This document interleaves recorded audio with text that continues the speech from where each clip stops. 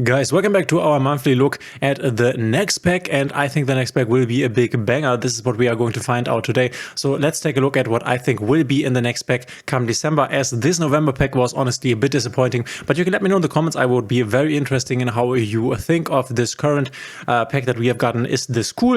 Were you happy with the Gendora and the Science Swordsman stuff and all the other archetypes that we basically got here? Let me know in the comments. I'm very interested. And now let's take a look at this. So we have Legacy of Destruction, the set that we were currently on, and you can see these are the cards we have just received. We have the Ancient Gear stuff. This has been in the game for a while, and I was predicting Melodious. This definitely made sense because this was the last stuff from Legacy of Destruction. We received this. We received Snake as Diabelsa. There are some single cards left, like the Diabelsa, the original Sin Keeper, but this doesn't really make a difference because you can always get or give the community a single card in a pack. This only makes up one of the new card spots. We have the Ragnaraka stuff. We have received Temper Dragon, obviously the big thing that has hit the meta. We have the Gold Pride support. We have Harmonica. We had this for a while now, as well as Light Sworn. There are some like single cards. I'm not quite sure whether we have them, but they are actually not that important. Nightmare Apprentice we have just received, and then we can see right here we have the Zafira, Baka, Flowering Etoile, Mementoten. This is everything that we have here, and if we scroll down even further, Goblin Biker stuff, you can see that we are missing the Rudras. Definitely something that I'm expecting to come in the next pack. Very nice for Jubel. Then again, if we get the Fiendsmith stuff, we will have to see whether Jubel even has space for the Rarudas in the extra deck. We will have to see, and you can see here's the Shining Sarcophagus stuff that we have just received. And yeah, we basically have everything here. And if we scroll down further, then we will also see some reprints like there are in basically every pack. Yeah, we have everything here. Besides, okay, this is the one thing, the Ashen stuff. So the Ashen stuff could definitely be something that comes. This is the TCG exclusive archetype, the Dark Swords archetype as they call them. But yeah, this is actually something we could see in the next pack. Then again, these TCG exclusive archetypes, they kind of have their own release schedule, I feel, and I wouldn't really count on them, but could be the case that we get them, hopefully not. So we are basically on the Infinite Forbidden, and we already have received some cards from the Infinite Forbidden. So let's look at the main archetypes, and let me tell you what I think we will get next. So we have this new Exodia archetype with the Senjin, the Golem, the Shield, the Millennium Shield. These are basically retrains of older cards, and we also have a new Exodia boss monsters that we will take a look at in a moment here. You can see we have Dark Magician of Black Magic, the card we have received. So we already have cards from Infinite Forbidden. We already have cards from the new Supreme Darkness set, which definitely will not be the set we will receive cards from in the next pack, I think. There's the Gimmick Puppet support, really big one, really important one. In my opinion, not an archetype that we need to hope for, because the playstyle of this deck is really toxic. If you're not aware, they are also getting a field spell, which is basically like the Tenpai field spell, saying that you can't interact with the Gimmick Puppet stuff at all. And Gimmick Puppet has this OTK first turn kill, so and in my opinion, it's cooler to play against Tenpai and getting killed on the second turn.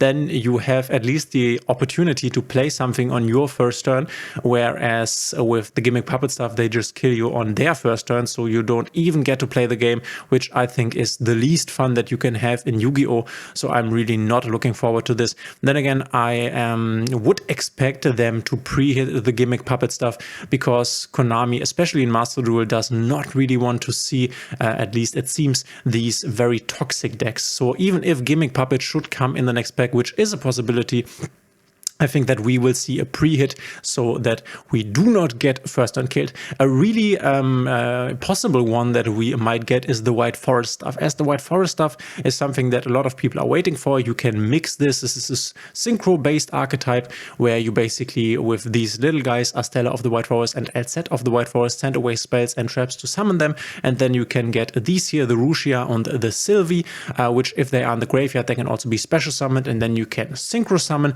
into the bigger ones. They have a boss monster that we will take a look at in a moment that basically flips the entire field face down, very strong. And as this is a very fan favorite, I could definitely see this coming in the next pack. You can combine this with Runic, you can combine this with the Toy Engine, which is one of the most common ways to play the deck, at least in the TCG. In the OCG, it's not that big of a deal, probably because of Maxi. And then we have obviously the big one here, Fiendsmith Engraver, the Fiendsmith Engine. And you can see right here we have some other really important important support cards for Centurion as well as a Memento that we are still missing. But I think Fiendsmith is the big thing to talk about here when it comes to the next pack. This would be Fiendsmith Engraver, as well as, here's the new Exodia boss monster, by the way, as well as Fiendsmith Lacrima. You can see it's already forbidden here in the TCG, Fiendsmith Desiree, and then the other supporting Fiendsmith stuff like the Requiem, the Sequence, and the spell cards. And if you're not aware, the Fiendsmith Engraver, or the entire Fiendsmith engine, is basically a support engine, kind of like the Diabellstar engine, that will fit into a lot of decks, more decks than the Diabellstar engine fit in. You will have it in Snake Eye, you can play it in Memento, you can play it in Unchained, you can play it in Tier Elements. There were some Tier Elements lists playing the Fiendsmith stuff. There's really a lot of decks that can play it even more, though I am only aware of the top meta decks that played Fiendsmith, so bear with me here. So this engine, after being out for only a short time, has been substantially hit in the TCG as well as in the OCG. The Fiendsmith Engraver, if I am correct me if I'm wrong here, is at 1 in the OCG, and we have just seen the Lacrima, the fusion monster, being forbidden in the TCG. So honestly, I am expecting the Fiendsmith stuff to come in the next pack. Could be a combination of the Fiendsmith stuff together with the Ashen stuff, because Ashen is definitely something that Konami doesn't really want to make the big pack archetype, because then I think the pack doesn't really sell well. But Fiendsmith is the next big thing to come, and as we have already received the, I'm not quite even sure if she's in here, the Moon of the Closed Sky, Closed Heaven, which we have received in this Halloween pack. This was honestly for me the tip that we will get a Fiendsmith stuff next. I was aware that we probably won't get a Fiendsmith within this November pack, and we didn't, but I am calling Fiendsmith for the next pack. I guess the next pack will in some way be quite a big one. We might see the White Forest stuff, might see the Fiendsmith stuff. So save your gems. Hopefully you have saved your gems and not invested into this pack so much. Also, the rest of the Memento support would be amazing. Centurion as well, but Centurion also has a really important support card here in the set after Infinite Forbidden, the Centurion Primera Primus, which basically makes it so that you can summon 2 Cosmic Blazer Dragons, the Omni-Negate Dragon, which is actually insanely strong, and you will win every grind game with this card. So I hope if they get us a Centurion support, they will give us the entire support together with the Centurion Primera Primus. I could definitely see that. I could definitely see the Centurion support coming, especially because it has been a while since we have received all the other Centurion cards. We definitely should get the Memento stuff, honestly, which would be the Memento Sleepy, as well as the new fusion monster, the Mementolan Tetichluka Creation King. And then we have in this set another one that, once again, I think if we receive the support, we will receive the complete support, Mementolan Akihorn. And if, for example, we get the Memento stuff as well as the Fiendsmith stuff, maybe also with the Lacrima, the Crimson Tears, which is also a Fiendsmith card, I guess then we could actually see Memento be one of the top decks, because then they have everything that they need to dominate, especially with Fiendsmith probably being unhit when it comes to us in Master Duel. At least this is my prediction. Obviously, we could also see the introduction of the first Mulch Army Purulia, the new Maxi as they call them. Then again, the new Maxi obviously would be the Mulch Army Fuvalos. I'm not really seeing us getting the Fuvalos right now, but Purulia could definitely be something that we will get in the next pack, where basically if you throw this card when you do not control any cards, so you can't build your board and then Mulch Army Purulia your opponent like you could with Maxi. So you can basically on your first turn or your opponent's first turn drop this thing, and then you will draw a card for each time they summon from the hand. Very cool effect, Mulch Army Purulia. Obviously the Mulch Army Fuvalos giving you the ability to draw a card every time something is summoned from the extra deck or deck, being basically like a Maxi. This one is a bit weaker, but still a very strong card. Some decks will main deck this, for example Tenpai Dragon, so that they effectively have another Maxi, if you want to call it that. And obviously Temper Dragon wanting to go second all the time can always use this. I'm not quite sure what will happen with other decks. I think not a lot of decks will main deck this, but if you play tournaments and you are playing side decks, then you might also have this in your deck. And we can scroll down even further. I have already talked about this new Exodia stuff here, the Fiendsmith stuff being the big one. Here is, by the way, the boss monster of the White Forest that I talked about, being able to flip down everything. Then again, a Diabell Queen of the White Forest is basically the boss monster. She can make it so that you can, for example, summon the Silvera or the Riciela on your opponent's turn. Normally you will use the Silvera on your opponent's turn, flipping everything face down, and the Riciela on your turn, searching more engine pieces. We have the new gimmick puppet monsters here. One of them is, if I'm informed correctly here, the one that needs to be used for the first turn kill. This should be the Fanatics mechanics, but I'm not super familiar with this, so bear with me here. And here is a Heretic Phobos Kovos, the card that I saw in the Should You Buy This pack from this month's pack, and I wasn't really sure from which set this is, but it is from Infinite Forbidden. Interesting. New Ragnaraka support stuff, but I don't really see us getting new Ragnaraka stuff. We have just received this one, and then there's another really important and cool card that we will get in the future, Silhouette Rabbit. You can make this with 2 effect monsters. If this card battles a monster, it's illusion, so it can't be destroyed. This is not the important one, but if this card is linked summoned, you can set 1 continuous trap from your deck with an effect that special summons itself as a monster.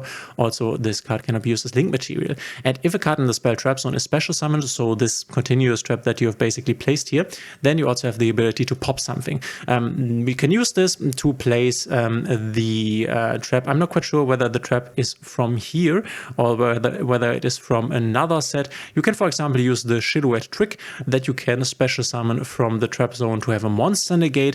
There's also another one, the Angel Statue Azurn, which is basically an inherent summon negate. So something like a Diabellstar or a Kashtira Fenrir or Unicorn could be negated by this. And obviously this rabbit is really nice because you can make it with 2 effect monsters, basically giving you the ability to make this with every monster that you still have on the field at the end of your combo, and you don't need them anymore. So just make a Silhouette Rabbit. You will definitely see this in the meta a lot in the future. And this is the most important stuff from this pack here. So honestly, I'm calling Fiendsmith here. I really think that we will get Fiendsmith in December pack. Would also be nice for Christmas, basically. This is my call.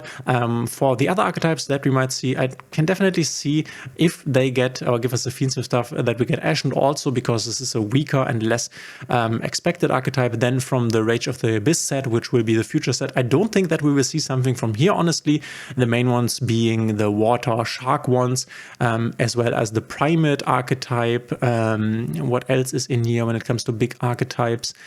The Azamina stuff, which will be once again Snake Eyes support, Battle Wesp, new Battle Wesp cards, new 6 Samurai cards. The water stuff, as I already pointed out, will be able to play water, Atlantean in the future once again. Yeah, these are the big archetypes from here, not the most impactful pack that we will receive, the Rage of the Abyss, besides the fact that we will get the Azamina archetype that is quite strong, and obviously Muj Army Fuwalos. So I'm calling here we will get the Fiendsmith stuff, as well as some other archetype from the Infinite Forbidden pack, and then maybe a pack filler like Ashen to finish this archetype basically, and to clear out the past so that we have received everything but the new cards. I don't think that we will get White Forest together with the Fiendsmith engine, so I could definitely see Fiendsmith as well as the remaining support cards for Memento or Centurion, and we might get the gimmick puppet support. So this is my call, but let me know in the comments what you think, what you are excited for. Thanks for being here. If you like my content, please consider subscribing, hitting the thumbs up and the notification bell. And guys, we will see each other in the next one.